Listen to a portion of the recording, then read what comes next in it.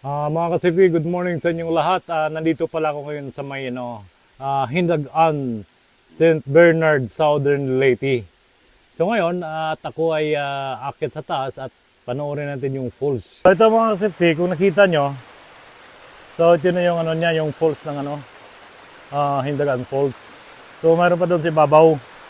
Ito, ito malamig dito, malamig yung tubig. At saka malinis ito mga kasipi kasi walang mga alagang hayop doon sa taas. Talagang walang yung mga ihi ng mga kalabaw or ano pang mga hayop doon sa taas na walang mga alagang hayop doon sa taas. So ngayon mga kasipi, ikot-ikotin natin yung buong paligid.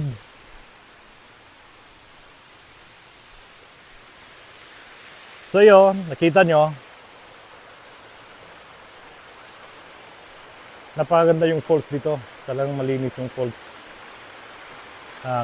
Ayun o. Ayun mga kasipi. Masarap dito maligo. Lalo na pag summer. Malinaw na malinaw yung tubig mga kasipi. Talagang masarap dito maligo. Ayun o. Talagang forest na yung lugar. Nasa bundok. Ito. Nakita nyo.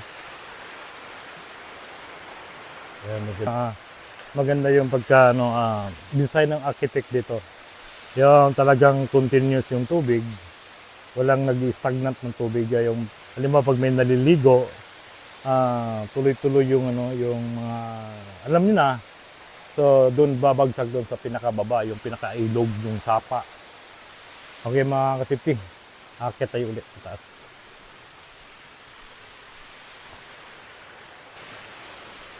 So mga kasafety, ito yung pinaka tuktok ng falls dito. So kung nakita nyo, malinaw yung tubig. Gaya ng sinabi ko, kasi mula doon sa baba, nagtatanong ko doon kung may mga alagang hayop ba doon sa taas. Walang mga kalabaw. So walang mga umiihi doon sa taas. Malinis na malinis dito. So ngayon ikutin natin yung buong paligid. Ayan kung nakita nyo, ito yung kabilang daanan ng tubig. Ayan. Napakalinaw ang tubig mga kasafety. Okay. So ngayon, ikutin natin pababa. Okay. So ito yung pinakababa ng falls. So masarap dito maliligo lalo pag summer. At saka pag weekend dito, maraming naliligo dito. Ayan Kung nakita nyo mga kasipyo, napakaganda, napakalinis yung tubig. Okay? Yun. Galing pa sa bundok. Talagang wala kang makitang marumi.